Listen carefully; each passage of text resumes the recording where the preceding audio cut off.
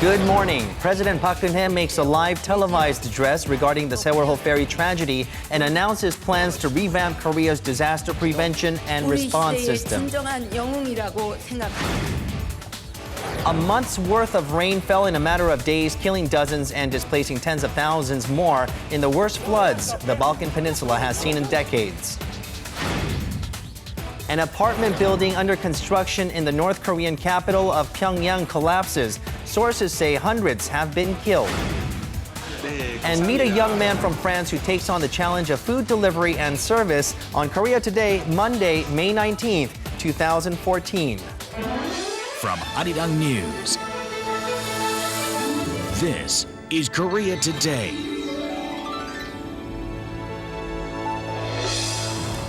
Good Monday morning. You're watching Korea Today. I'm Oh Jin-ju alongside Kim Min-jung and Kim Yeon. President Park Geun-hye held a public address more than an hour ago this morning, apologizing for the ferry disaster that killed at least 286 passengers. She said that she spent many sleepless nights tormented over the loss of lives. And she also added that she will remember their precious lives by making this an opportunity to renew the country. Now we'll talk to Dr. Kim Byung-ju. He'll be joining us shortly after this. It became a tearful public address as President Park Geun-hye named some of the victims who sacrificed their lives in trying to save other passengers. President Park apologized for the lack of swift government response in the wake of the sinking of the Sewol ferry as the head of state responsible for the safety of Koreans. She chastised the Coast Guard for having failed to launch immediate and active rescue operations and revealed plans to dismantle the Coast Guard and delegate the responsibilities to the National Police Agency and the Ministry of National Safety that will be newly established. President Park suggested making a special enactment involving the ruling and opposition parties as well as civilians to get to the bottom of the ferry tragedy. She also revealed plans to revise criminal laws to ensure that the people responsible for causing casualties to face grave sentences. And to tell us more about the 24-minute address by the president, we're now joined by Dr. Kim Byung-ju in the studio. Good morning, doctor. Good morning. Thank you for your time. Thank you. Good morning. The address, it took place this morning. It was live and it was televised live as well. Now, the thing is that she was really trying to bring out honesty, and she was trying to get to reach out to the viewers at the same time. Now, Right. she did even tear up at some point. How do you think it was received? And also give us a quick overview of the whole speech in general. I think the overall reception, we need probably more time in terms of putting together different reactions from different sectors of the society. But personally, for me, I think it was a very effective delivery of her points as well as sharing her emotion with the people. Especially, I think the last part of speech, mentioning specific names of the victims and calling them heroes, I think it was a very effective one. She had her tears rolling down her chin, cheek, and I think in her face we saw the image of both a national leader and at the same time human. And I thought it was, I'm sorry for talking too much about the style here, but I think it really matters because this is a very emotional issue. Of course. And she did not wipe her tears. She kept her chin up. And to the very last minute, we saw her tears rolling down on her cheek. And It still, felt genuine, yes, we have to still say. calling them the heroes and then closing the address saying that we will never forget them and have that date remembered by declaring as a national day of emphasizing the public safety issue. And I thought it was a good mixture of emotion as well as main points of the changes that she would like to introduce as a way of reforming the society and the country. So I think the delivery itself was quite good. That's May 16th, the day that she is suggesting that we designate it as a special day. And probably one of the most unexpected announcements out of the speech was the dismantling of the Coast Guard and creating different ministry, creating a new ministry, and also delegating some of the responsibilities to the police agency. How difficult or easy of a task is this going to be? And the question is, will it work? I think the idea is good. I think we should start with that point because initially a lot of people were concerned whether the government announcement or presidential announcement will be something about just creating new on the top of what's already existing. And a lot of people were concerned if that's the case, then it will be rather wasteful. But now she has declared closing down of the Coast Guard, which has been problematic in the whole process from the very initial stage of the rescue and every single step of the way, even accounting the number of the victims and the way they just operate on site. People are extremely angered indeed and dissatisfied with how they are operating. And closing down of the agency itself was, I think, a rather surprise. But replacing its big part of its work of public safety with this newly created organization, I think it's received better because it's not about creating a new organization on the top of what's existing, but she's getting rid of some of the existing functions of not only the Coast Guard, but some other government agencies and then merging them together, creating new ones. So it was a little bit relieving on my side, seeing this as a not redundant work, but more new creation of new creative thinking of the government organization. So at this point, we still need more details. And of course, it will be challenging to go ahead with the plan itself. But I think the introduction of the idea itself was quite refreshing and quite positive. Okay. The president did also mention the launch of a special probe, the possibility of launching a special probe into this. And of course, the opposition has been the opposition party has been calling for a joint probe into this disaster. Right. Now, do you think this is actually going to yield bipartisan cooperation into the ferry sinking? I hope so, and this will be a politically very interesting thing to watch because she has already declared that she's closing down Coast Guard. If she had not done so, I'm sure Coast Guard would have become a sandbag where the opposition would continue to blow their punches on them. But now it has been declared already. So looks like the possible focus of this investigation may switch to the past wrongdoings of the past administrations. So politically, in my own observation, this is a quite wise strategy here. And so when they set up and then operate the special investigation, we might actually get to hear a lot about what was happening before her administration. So the overall combination looks pretty interesting. There was also a host of measures that were laid out by the president during this speech about emergency preparedness. Do you think there was anything that really stood out during her speech? I think that's what people were expecting, some kind of announcement of some kind of special organization that will carry out this kind of special function. Personally, I was hoping that she would announce something that will streamline what's already existing because we really don't want to see extra money going into it and people standing by for this kind of major disasters that may not happen and it could be wasteful. But that was rational thinking here. But politically, this was necessary. So she declared what's necessary, and we just hope that this will work and create enough of based upon which we can make sure that major disasters would not happen. So we will have to wait and see how this will operate. All I'm saying is this was politically necessary. It may not be rationally, theoretically, totally optimal, but we just will have to hope that it will function properly and in an efficient way. Well, some critics say this public address was long overdue. It came on the 34th day, I believe. Right. Although it is not her first apology. No. She did make one in the cabinet meeting, and she did make another one at a Buddhist function. Right. And also she apologized to the families of the victims herself. So do you think this will be she'll be able to win back the trust of the public and just soothe this situation from having further political fallout? For the sake of national interest, I think we hope that this will be enough of a presidential act for apology and condolences. And as she emphasized, from here, we hope we will go forward from here.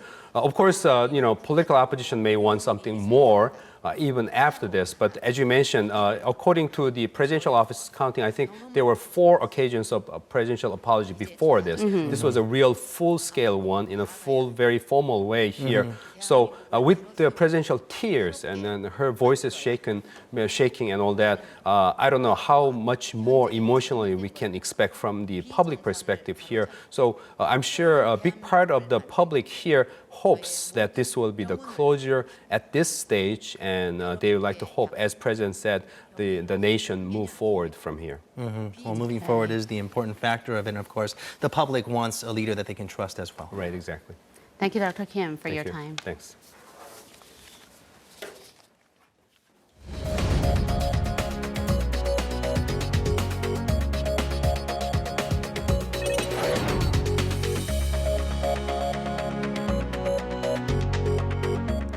Good Monday morning. Let's run through the front pages of your newspapers. Most of our papers this morning are carrying top stories on how the search for Yu Byung-hun is coming along. And we'll take a look at that top story here on 중앙일보. First up is this one, and the headline says, prosecution will make Yu Byung-hun face maximum legal penalty. Now, the Incheon District Prosecutor's Office issued a stern warning to Yu, the patriarch of the family who allegedly controls the company that operated the sunken Sewol ferry, saying that if he continues to disregard the rule of law and refuse his summons for questioning, the prosecution will make sure he and his sons face, quote-unquote, the maximum legal penalty. Meanwhile, this picture right here onto the sign shows President Park Geun-hye praying at a Catholic Mass yesterday held for the bereaved families of the ferry victims at Myeongdong Cathedral in central Seoul, where she vowed to join efforts by religious circles to help people return to their normal lives. And if you take a look at this headline here, it says President Park Geun-hye will be making a televised address to the nation. As you did hear at the top of the hour, the president will be addressing the public over the Sewol disaster at 9 a.m. this morning. And going back to a Yu Byung-hun related story right here on 동아일보.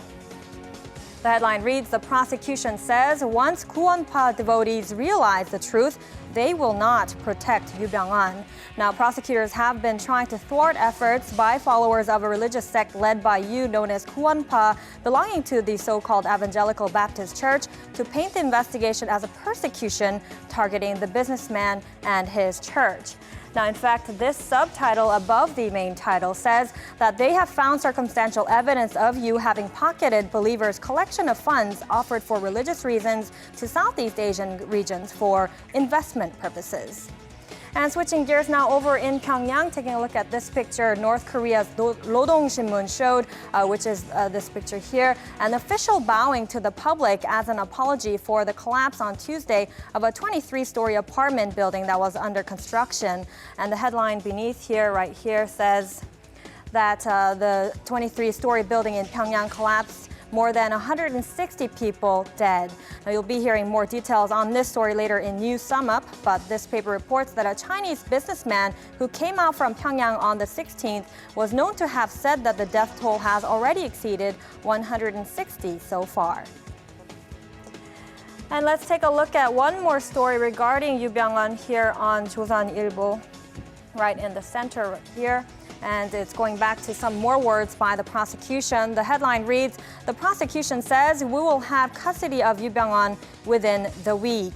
As I mentioned earlier, Incheon prosecutors on a special investigation team said yesterday that they would pursue Yu and his sons all the way to the end. And in the meantime, tension was rising yesterday in Kumsuwon, the stronghold of the Evangelical Baptist Church in Ansong of Gyeonggi-do Province, over the prosecutors' move to raid it to arrest Yu.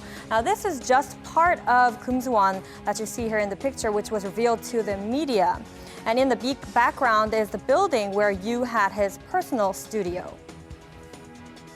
And finally, let's go on to the Mail Business newspaper, to this story here onto the side. And the headline reads, pursuing a $3 billion contract for 10-year right to operate UAE nuclear reactor. So despite the ill timing, the subheadline said that the president is scheduled to head to the United Arab Emirates today, following her nationally televised address for a two-day trip to attend a ceremony to celebrate the installation of the first reactor constructed by a Korean consortium overseas. Notwithstanding the bad timing of the visit, as the government struggles to tackle the aftermath of the Sewol tragedy, the president is determined to attend the ceremony at the Baraka nuclear power plant to uphold national interests, according to the Daily. And that was a look at your newspaper headlines for this Monday. And coming up are the stock numbers from Friday.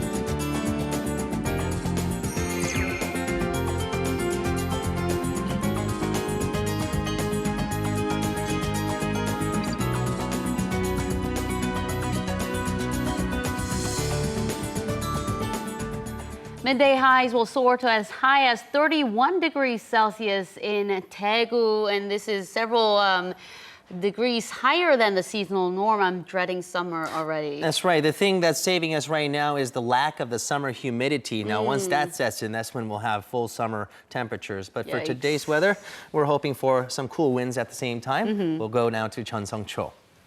Good morning, Sung-cho. Good morning.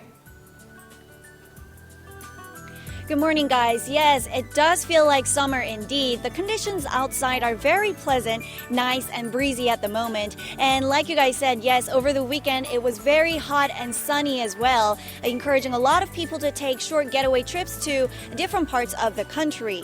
As of now, we have a high pressure system over the East Sea, which is what's been giving us these pre-summer weather conditions. It'll also provide us with unseasonably high temperatures in some areas today and mostly sunny and clear skies across the nation. However, Jeju will be largely affected by a ridge of low pressure approaching from the southwest as we go further into the day.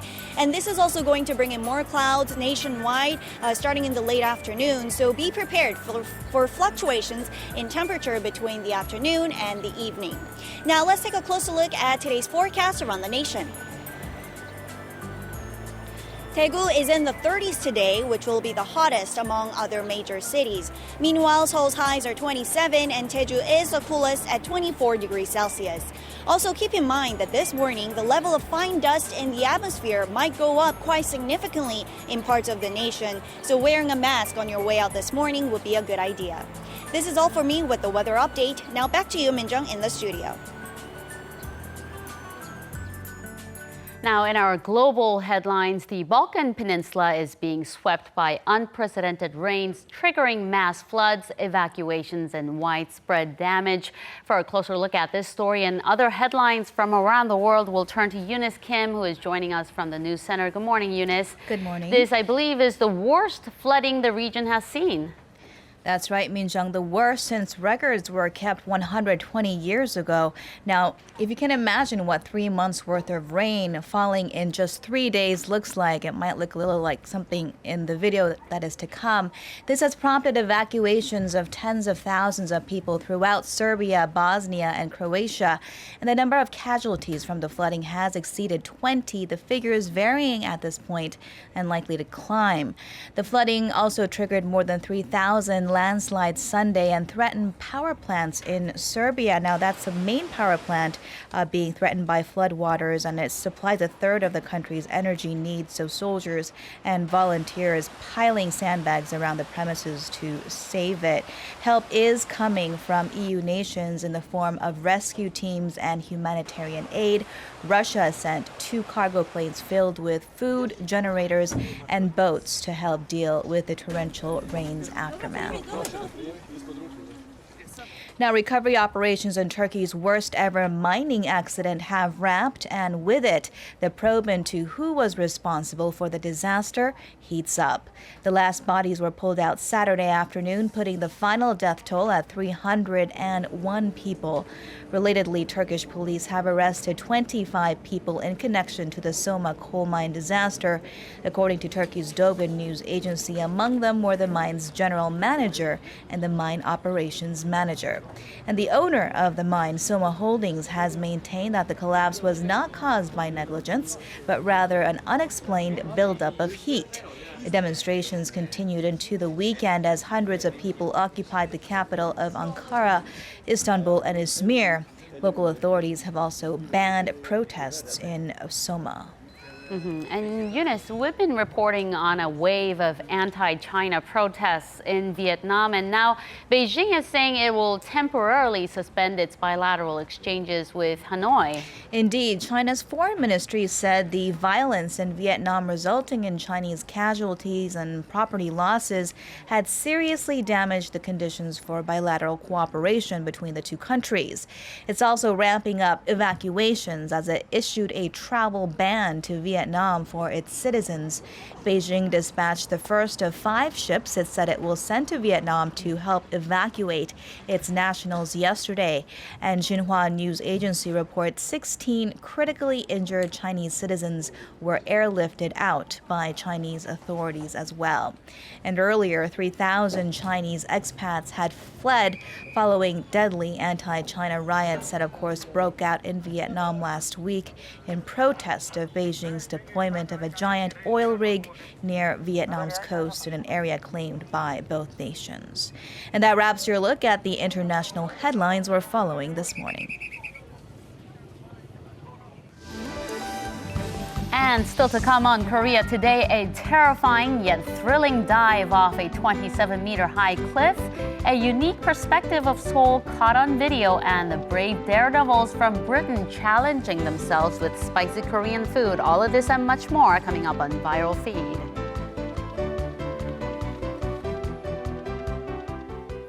Ko Do-shim and Lee Sun-jae are both very seasoned actors familiar to Korean dramas and movies for their roles as the grandmother and grandfather.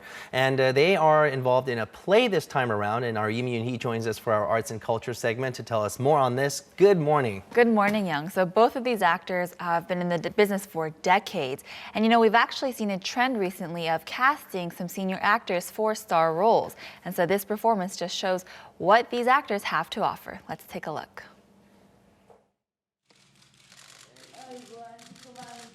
His wife is dying, his very first love. After sacrificing everything for her husband and child, Sun-jae is sick, and it pains her family to see her this way. Now in the face of death, they realize the importance of forgiveness and the purity of true love. Lee Sun-jae and Ko Do-shim are both familiar faces.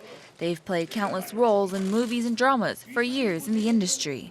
And now they've come together as a couple, refining their love for each other and for a life as they face the hurdles that come with aging. Previously, we always played the role of a father-in-law and daughter-in-law, but this time we are actually appearing as a couple, and I'm honored to be next to the great Ko Do-shim. Although she lived for her husband and child, now confronted with death, she shows the life of a woman, not of a mother and of a wife. This performance shows Sun-jae as she reflects on her first love. It's beautiful and pure from the wrinkled face to the graying hairs. We have perfectly been transformed to the elderly couple. Since the debut performance in 2010, the show is now entering its second appearance. It shows the rough edges of a country dialect, but it also reveals the warmth and beauty of love and forgiveness. The importance of family is really reinforced with this performance. Seeing how the wife is to the husband to the wife, makes you think about the reality of life. These veteran actors are some of the most decorated on the screen and the stage, and now they lend their hand to a play that illustrates love, hope, and forgiveness found in the cracks and flaws of a beautiful life. Now that is bang for your buck. That's a lot of star power wrapped in one play there. And in the midst of an aging society, we're seeing the increase of more plays and performances geared towards the older generation. Now, I feel like I've seen them on TV very recently. I mean, I'm sure it's been reruns of old movies, but also a recent drama, right? Right, so they're both very active right now in their careers. Ko Do-shim is actually starring in Mother's Garden, which is another drama, and Lee Sun-jae is starring in a comedy drama called Flower Grandpa's Investigator. So both of them, are very busy. Their schedules are busy despite their age. And the program, Grandpa's Over Flowers, which is a huge hit still, that may have had something to do with this drama. Right, so Lee Sun-jae actually starred in Grandpa Over Flowers, which was the reality show, and then they made a spin-off into Lee Seung-gi was also in there, right? Right, exactly. So he starred in both, and so now he's in this new comedy drama, which is very exciting. Stars some other familiar faces as well. But this trend of casting senior actors in these roles has really been catching on these days because of that reality show. Okay, that actually Lee Seung-gi was in the female version, Grandma's Over Flowers. Right. And then there was also another one that came out with Sunny, I believe, from 소녀시대. They're all very busy. Well, it seems that it is another generation, and this generation is capitalizing in the play and drama as well as the performance stage. All right, thank you very much, Uni. My pleasure. And still ahead on Korea Today, stay with us. Now, if you want to get a model for a business and to try to make it work somewhere else, what do you need to do? You need to learn from the ground up, right? So a Frenchman comes to Korea hoping to learn some business savvy. Now, he's immersed in one of the country's most competitive industries for a taste of their marketing strategies, and that has to do with food delivery. So we'll see him get a chance to learn how to deliver the food from scratch.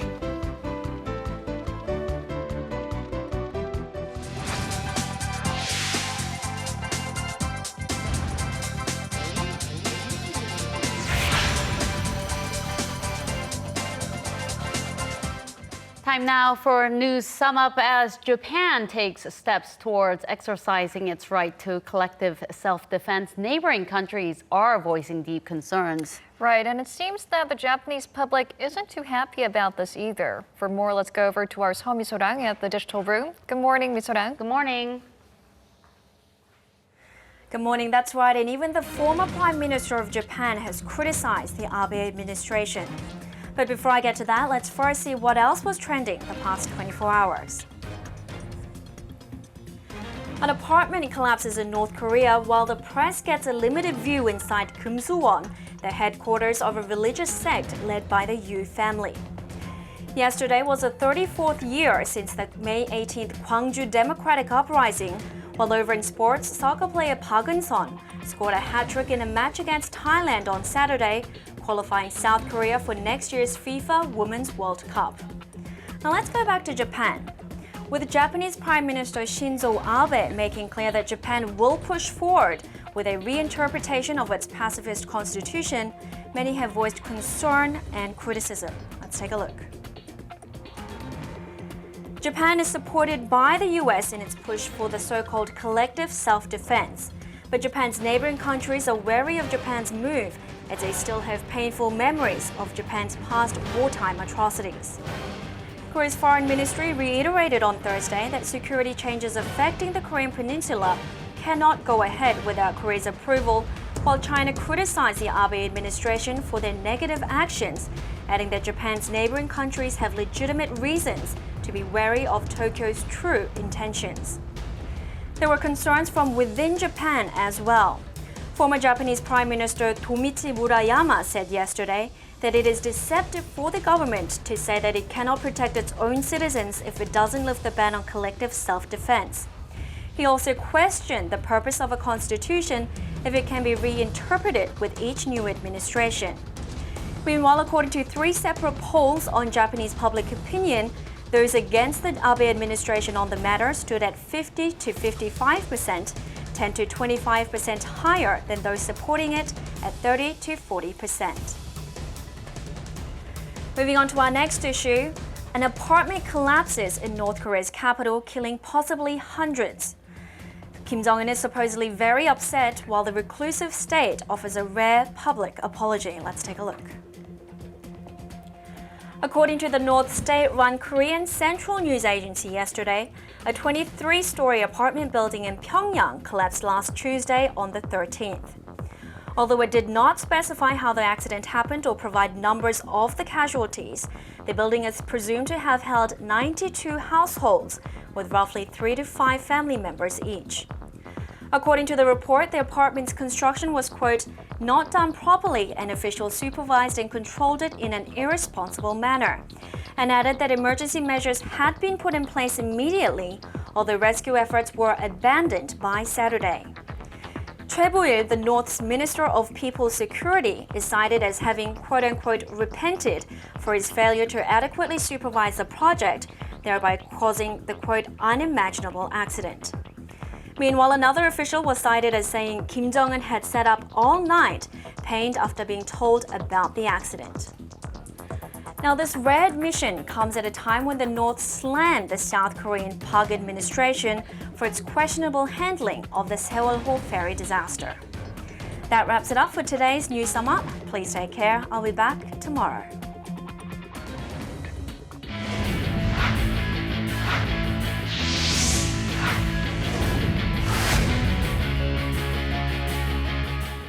And a good Monday morning to you all as we kick things off in badminton, where Lee Yong-dae and Kim Ki-jung went into their first competition after being reinstated from their suspension. Well, at least Lee Yong-dae did. With Lee Yong-dae pairing up with Yoo Yeon-sung and facing off against a German pair, they take the match in 3 sets, 21-11, 8-21, and 21-19 to take the match 2 sets to 1. The victory is the first since coming back from his suspension, as the men's team will face off against the host nation India, and the women's team will face off against Australia in the second match of the group stages next. And now moving over to the annual Korea-Japan University basketball competition, as Korea continue their dominance over Japan with 3 straight wins over their opponents. The final game taking place at the Korea University Hwajang Gymnasium. Korea beats Japan 82-77, led by Lee Jong-hyun as he scores 14 points and 6 rebounds in just the second quarter alone. Now with the win, Korea improves their record at 83 wins and 27 losses against Japan in the 37 times that they've held this competition. And of course, moving over to the 2014 Women's Asian Cup, where Korea continued their dominance in Group B with a 4-0 win over Thailand. Now, Korea led by Seoul City Hall's Park Eun-sun, who scored a hat-trick in the match. Now, Korea continues their scoring ways after beating Myanmar 12-0 in the first match of the group stages. And now with that, staying in football, but over to Sunday's K-League Classic action, we had one match take place with FC Seoul taking on Seongnam FC, so let's take a look at the highlights. Of course, going into the game here, a rather quiet first half of the match as both sides failed to score as they head into the second half scoreless 0-0. But the second half, both sides get a bit more aggressive, especially FC Seoul continues to fire away. But in the 85th minute, Park Hee-sung with a brilliant overhead kick, finding the back of the net. Holy cow, a brilliant goal here. And that's your final score here as FC Seoul pulls away with a 1-0 win over Seongnam FC. And now moving over to some Sunday's KBO action this time as the Doosan Bears end their 7-game winning streak, losing to the NC Dinos 9-4 with the Samsung Lions beating the Kia Tigers 8-2. And the Lotte Giants, thanks to Hwang Jae-gyun's grand slam, beat the Nexon Heroes 11-6. Meanwhile, let's take a look at the Hanwha Eagles looking to win their series against the SK Wyverns. Of course, going into the game here, first inning, man on second, Luke Scott singles to right. An RBI single gives the SK Wyverns the 1-0 lead. Bottom of the inning, Chang Moon-ho doubles to left center field. Lee Yong-gyu scores all the way from first, and we're tied 1-1. Not done yet. Kim Tae-gyun this time singles to left, and the Hanwha Eagles have the lead 2-1.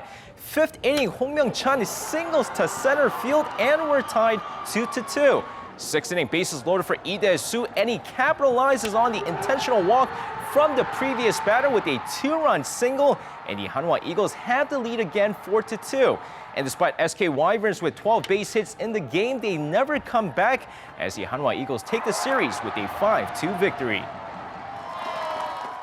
And that's going to wrap it up for me. This has been SJ. Have a great rest of the day and see you guys again for your sports needs.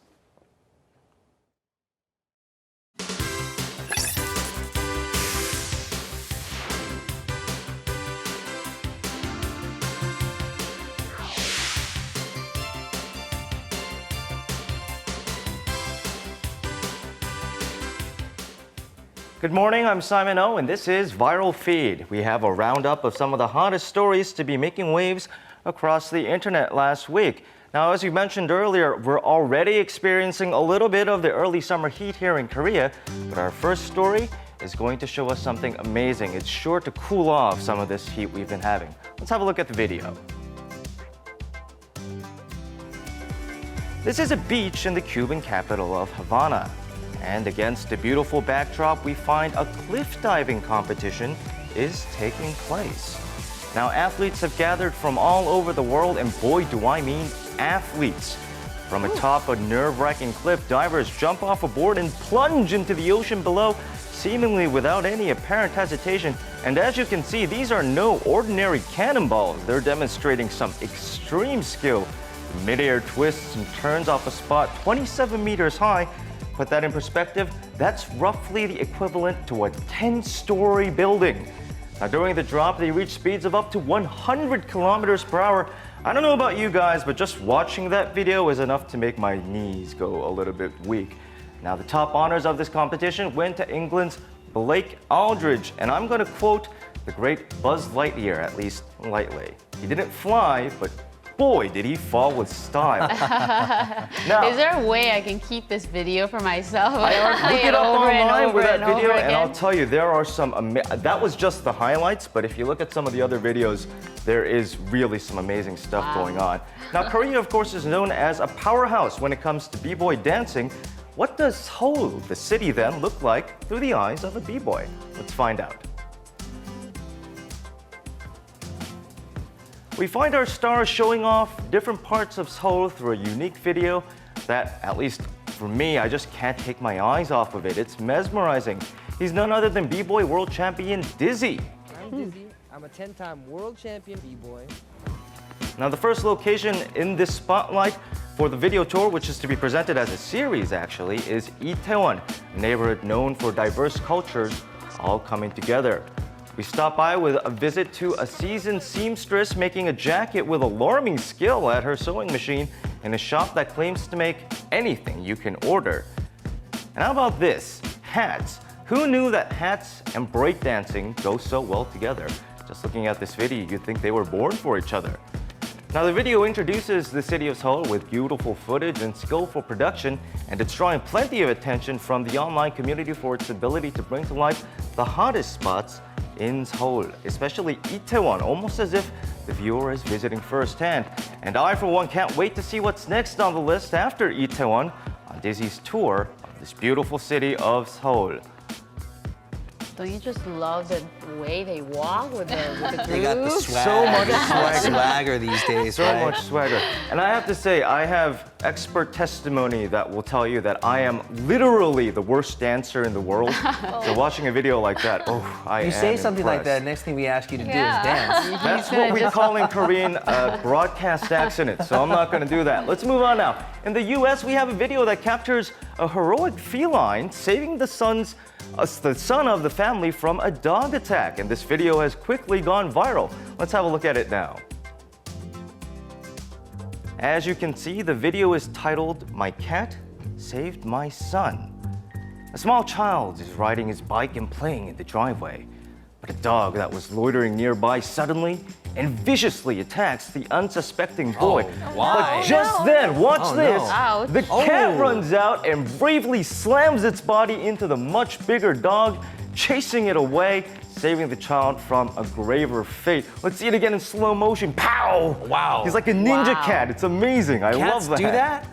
I That's thought it was amazing. the other way around. Exactly. I thought the cats attack and Normally, the dogs you wouldn't save. expect to see that. Now, this video racked up over 8 million views in just 2 days. And in the last 5 days, it's gone up to 20 million views. And it's been hugely popular all over the world. We're told that right now the child is recovering with just a couple of stitches. People online are actually not withholding their praise because they learned that the cat was picked up by the family as a stray. Now, a lot of people are saying that the cat was perhaps repaying the debt. Here's my theory, though. A couple of weeks ago on Viral Feed, we did a piece on babies meeting dogs for the first time. I have a feeling that cat was a little bit jealous of all the canine attention. So we have our new star. Now, finally, let's move on to our final item. If you're a big fan of Korean food, you'll know that one characteristic that you absolutely cannot leave out is its fiery spiciness. So, how does that work overseas? Let's take a look. This is a YouTube personality who goes by the ID British Man. 영국 남자. Love that. He puts up videos about Korea on his page, and he's become quite popular here. And the video he recently put up where he challenges his friends to eat spicy Korean food has gone very viral. Now, this particular brand of spicy noodles was released in 2012 and has since sold, get this, 100 million packets, gaining huge popularity here for its spiciness. How will these folks react to it? It's really spicy. Even It's for very Korea. spicy. Yeah. And it creeps Jinja up loves on it. you. Yeah. Shinju could have that whole bowl, no problem. No water needed, no milk required. Now, the thing with the video is, at first it seems all is well, but now in the video, as you can see, that tranquility doesn't last. Some of these reactions are just priceless. I'm going to give you a minute to just enjoy them. There's something zen about it all. It lingers, that spiciness factor. And it grows on you, doesn't it? It fills your head with the spiciness. It might grow on Shinju, but not me. Or Minjung, right? You know, Young knows that I have a penchant for British men, but British men who can handle spicy food all the more.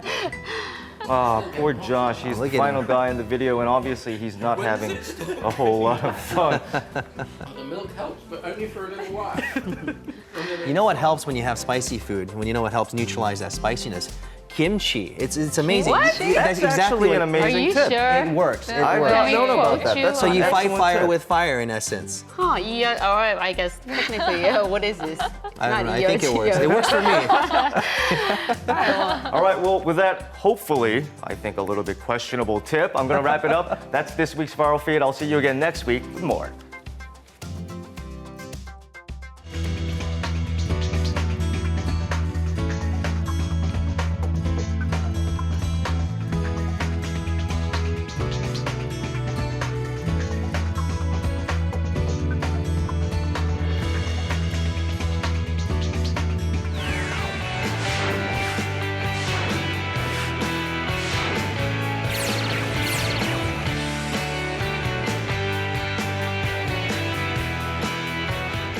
It's Monday, which means it's time for our Ins and Outs segment. And Chamina joins us this morning with a man who wants to learn how to deliver food. Good morning. Yes, good morning. That's an interesting wish, right? Someone would want to do, but it is unique to Korean culture. The delivery service industry here is very, rampant, and a lot of people take note of that. You just can because pretty much order everything Right. and get it delivered. And if they don't deliver it, you could have someone get it for you. Exactly. So you can see where our guest's interest was piqued. So today we're going to be meeting a Frenchman, Guillaume Leonard, who will try out delivery service for the first time. So let's check it out. Our guest today is Guillaume. Will he be able to fulfill his wishes with the help of Ins and Outs? My name is Guillaume, and I'm studying marketing in Korea, and I'm looking for a job through my resume.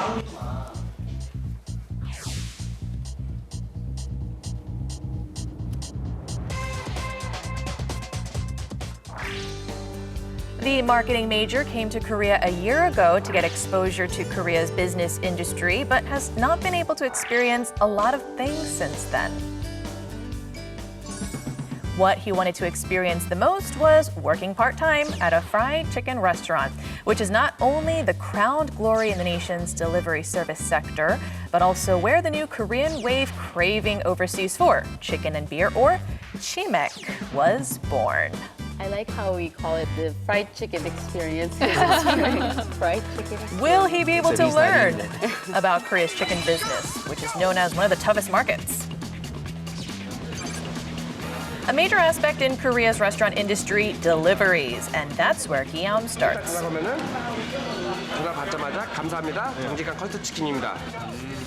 The basics, right? His Korean is a bit shaky still, though. Will he be able to take orders? Menu and payment, right? Guillaume builds up some confidence with the help of the owner and lots of practice. 주문은 가명 메뉴로 도와드릴까요? 주문은 어떤 메뉴로 도와드릴까요? 도와드릴까요? Wow. Let's see if Guillaume's hard work pays off. 네, 감사합니다. 찜찍한 킬트 치킨입니다. Kill-to chicken? 요인하루 5번 출구. 네, 감사합니다. 사장님, 연년반 프라이드 백입니다. 양념반 프라이드 반? 그럼 같이 한번 해볼까? 네. He gets to make fried chicken too. All right. Chicken boasts great texture and taste, and also is one of the quickest evolving foods, and this is because of customers' taste. 손볼링으로 튀기듯이 손에 닿기 쉽지 않게 하고 닿기를 치는 게 아니고 손으로. Rotisserie chicken became a hit menu for Korean consumers in the 1960s, and since then, fried chicken, glazed chicken, braised chicken, fiery hot chicken, and barbecue chicken have all grown into favorites for Koreans. The order that they're making right now, half glazed, half fried, is a popular item on the menu because it gives you variety. 안에서 바깥으로 밀듯이 해야지 기름이 이쪽으로 튀지 이리로는 안 튀어요. 기름이 일로 튀면 얼굴하고 더 위험하니까 이쪽으로 바깥으로. Learning how to cook safely is a mandatory step that all part-time trainees at chicken restaurants have to go through. If I work here for one day, I want to do my best and to cook the best chicken. Oh, that looks good. Finally, his first batch of fried chicken is done. But today's delivery address was Hangang River, right? How will he deliver to a location that doesn't have an exact address? Getting a delivery order quickly to a customer is something that foreigners find fascinating with Korean businesses. Vast area too. But it's not an easy thing to do. 치킨인데요. 어디에 있어요? 한강 앞에 있어요? 알겠어요. In front of Hangang River. One cell phone call later, Guillaume finds his customers. There they are. He's supposed to be running, by the way.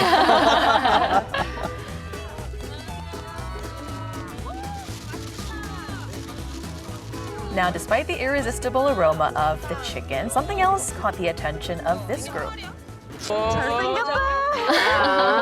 이름 뭐예요? 저는 기욤이에요. 기욤? 어느 나라에서 왔어요? 프랑스 사람이에요. 아, 프랑스. 맛있게 해주세요. 네. Also, he's cute.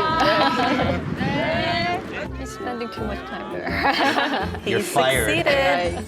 I met very good people, and it was a really interesting experience because in France, you can't deliver to park or like along the river. So yeah, it was very surprising for me. Guillaume's Leonard's workday as a part-timer is not over yet. The store gets busy around this time because it's when people drop in for a chicken and a drink after a long day of work. 네, 뭐 드릴까요? 네, 생맥주도요. He looks like he's adjusted pretty well, and though he's only been working here for a short time, the experience has already given him some insight. And you have to be quick and remember everything. I could be close to the customers and try and see how they react when you are working with them. Okay, now he's done, and all that's left is to get paid. 어때요? 오늘 힘들었어요. 진짜. 오늘 고생 너무 많았고요. 다음에 기회 되면 한 번 또 뵙겠습니다. 감사합니다. 고생 많으셨어요. 네, 고맙습니다. Getting rewarded after working hard is most certainly the best part. Wow, I didn't expect to get that much money. 사장님 너무 좋아요. 사장님 너무 좋아요. It looked like a handsome paycheck right there. Yeah. Any word on how much he got paid? Yeah, he was able to share that very personal information. He said he got 50,000 won for the day. That's about an 8 hours day of work. Roughly translates to about 6,200 won an hour. So and not bad. That's an average wage these days for part-timers. Now, Korea's business sector is rather fast-paced. Restaurants, they come and go, some stay around, and it's just very, very busy, and you have to keep evolving with time. Is that one of the reasons that Guillaume wanted to come to Korea to learn about business here? Yeah, absolutely. He first actually came to Korea as an exchange student 2 years ago, and his interest in the delivery service industry was piqued then, and it actually drew him back to Korea for that. So he just noticed that everything is very quick-paced, and it's an efficient service, and you go to these vast areas, for instance, so it drew him to Korea for that reason. And being that he's also a marketing major, I think that that piqued his interest more. And he's learning from ground up, which is amazing, which is what you're supposed to do, actually. Right, to gain experience. Other than the delivery service, is there any other part-time jobs he tried out in Korea? Well, he said right now that he's teaching French to some students in Korea, being that he is from France, and a lot of people want to learn that language. He's doing that. But he said that his he's not fluent in Korean just yet. So that right now is sort of a hindrance for him getting some other part-time jobs that he might be interested in. You sounded just fine when he said 사장님 고맙습니다 or something, right? But it's not just Guillaume. A lot of university students these days are trying their hand at different part-time jobs to see what they like and what kind of future careers they can pursue.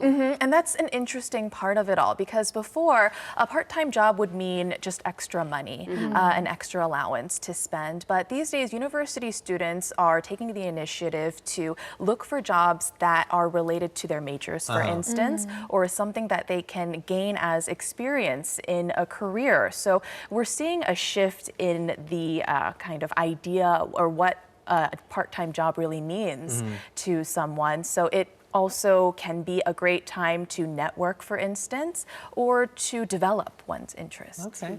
Well, it's not. It seems that that's not the only thing that's shifting these days, because when you used to ask like international students or foreigners coming to Korea a couple of years back, you know, kimchi would be like the representative food. Nowadays, like shifting over to other things like chimek, you know, that's becoming a representative food of Korea as well. Yeah, chimek, which is chicken and beer. It's becoming Korea's representative food, and it was made very popular through that recent drama, My Love from the Star. And a recent survey on foreign students in Korea showed just that foreign students think that Korea's representative food is chimek, and instead of kimchi, which is a different notion from before. Because fried chicken, neither beer or fried chicken are actually from Korea. Yeah, isn't that an interesting part of that? Yeah. So we're seeing a shift in that trend, as well as just fried chicken shops and Korean barbecue restaurants in general, being that people think they will do very well in their home countries for foreigners. And foreigners are so fascinated by the delivery culture. We talked about this just now, but